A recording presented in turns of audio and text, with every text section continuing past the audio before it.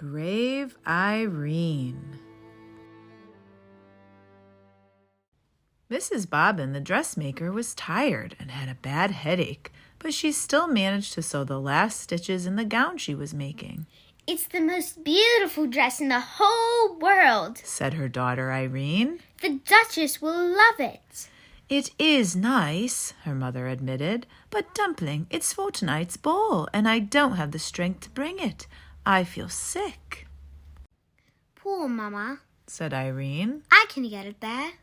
"No, Cupcake, I can't let you," said Mrs. Bobbin. "Such a huge package, and it's such a long way to the palace. Besides, it's starting to snow."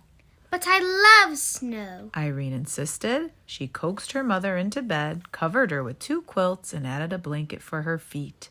Then she fixed her some tea with lemon and honey and put more wood in the stove. With great care, Irene took the splendid gown down from the dummy and packed it in a big box with plenty of tissue paper. "Dress warmly, Pudding," her mother called in a weak voice, "and don't forget to button up. It's cold out there and windy." Irene put on her fleece-lined boots, her red hat and muffler, her heavy coat, and her mittens. She kissed her mother's hot forehead 6 times, then once again made sure she was tucked in snugly and slipped out with the big box, shutting the door firmly behind her. It really was cold outside, very cold. The wind whirled the falling snowflakes about, this way, that way, and into Irene's squinting face. She set out on the uphill path to Farmer Bennett's sheep pasture. By the time she got there, the snow was up to her ankles, and the wind was worse. It hurried her along and made her stumble. Irene resented this. The box was problem enough. "Easy does it," she cautioned the wind, leaning back hard against it. By the middle of a pasture, the flakes were falling thicker. Now the wind drove Irene along so rudely she had to hop, skip, and go helter-skeltering over the knobby ground. Cold snow sifted into her boots and chilled her feet. She pushed out her lip and hurried on. This was an important errand. When she reached Apple Road, the wind decided to put on a show. It ripped branches from trees and flung them about, swept up and scattered the fallen snow, got in front of Irene to keep her from moving ahead. Irene turned around and pressed on backwards. "Go home," the wind squalled. "Irene, go home." "I will do no such thing," she snapped. "No such thing, you wicked wind." "Go home," the wind yodeled. "Go home," it shrieked, "or else." For a short second, Irene wondered if she shouldn't heed the wind's warning. But no, the gown had to get to the Duchess. The wind wrestled her for the package, walloped it, twisted it, shook it, snatched at it.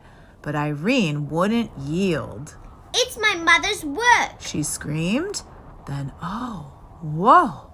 The box was wrenched from her mittened grasp and sent bumbling along in the snow. Irene went after it. She pounced and took hold, but the ill-tempered wind ripped the box open.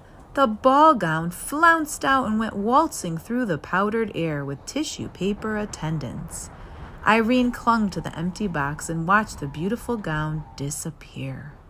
How could anything so terribly wrong be allowed to happen? Tears froze on her lashes. Her dear mother's hard work, all those days of measuring, cutting, pinning, stitching, for this? And the poor Duchess.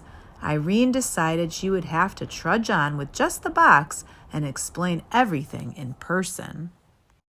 She went shuffling through the snow. Would her mother understand, she wondered, that it was the wind's fault, not hers? Would the Duchess be angry?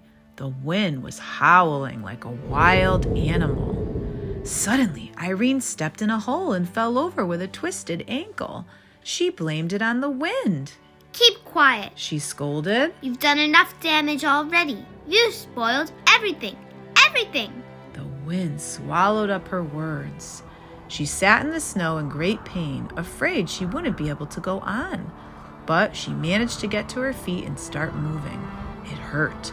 Home, where she longed to be, where she and her mother could be warm together, was far behind.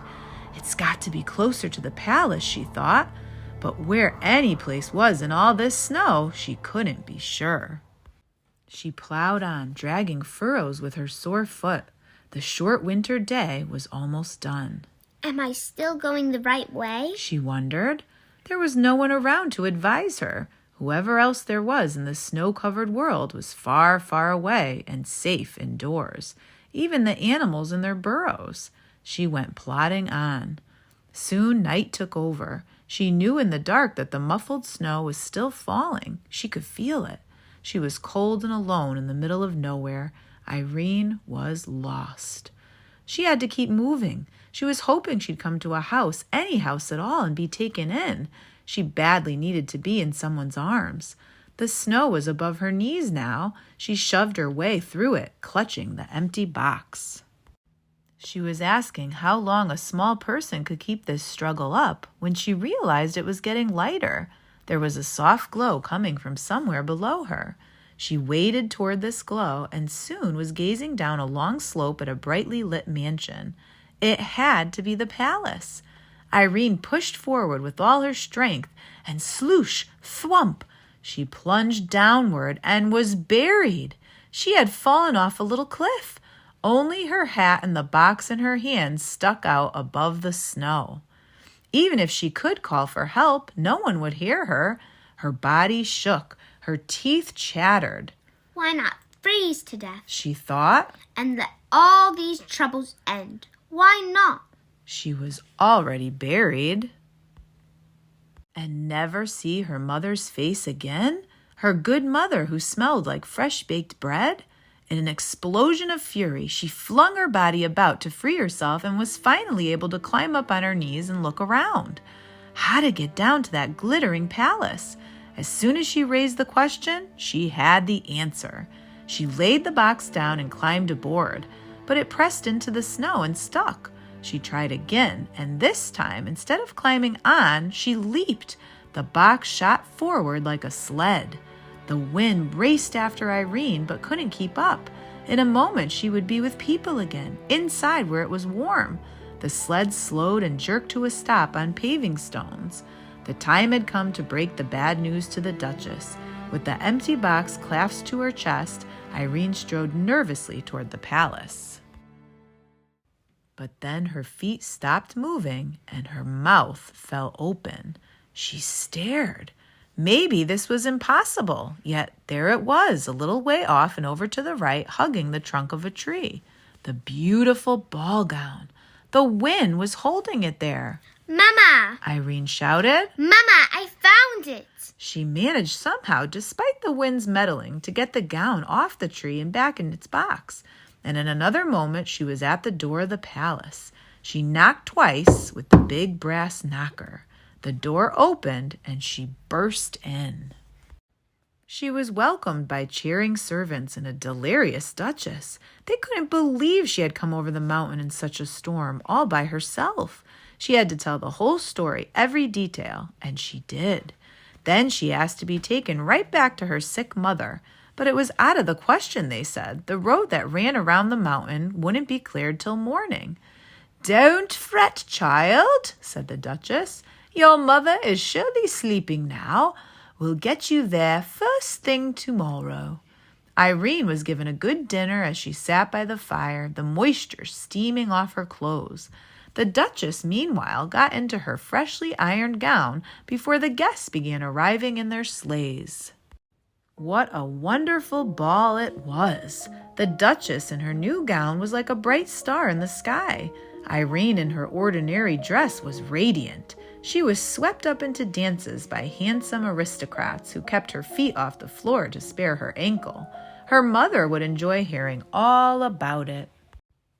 Early the next morning, when snow had long since ceased falling, Mrs. Bobbin woke from a good night's sleep feeling much improved. She hurried about and got a fire going in the cold stove. Then she went to look in on Irene. But Irene's bed was empty. She ran to the window and gazed at the white landscape. No one out there. Snow powder fell from the branch of a tree. "Where is my child?" Mrs. Bobbin cried. She whipped on her coat to go out and find her. When she pulled the door open, a wall of drift faced her, but peering over it, she could see a horse-drawn sleigh hastening up the path, and seated on the sleigh between two large footmen was Irene herself, asleep but smiling. Would you like to hear the rest? Well, there was a bearded doctor in the back of the sleigh, and the Duchess had sent Irene's mother a ginger cake with white icing, some oranges, and a pineapple, and spiced candy of many flavors, along with a note saying how much she cherished her gown and what a brave and loving person Irene was, which of course Mrs. Bobbin knew better than the Duchess. And that is the end of Brave Irene. Thanks for listening.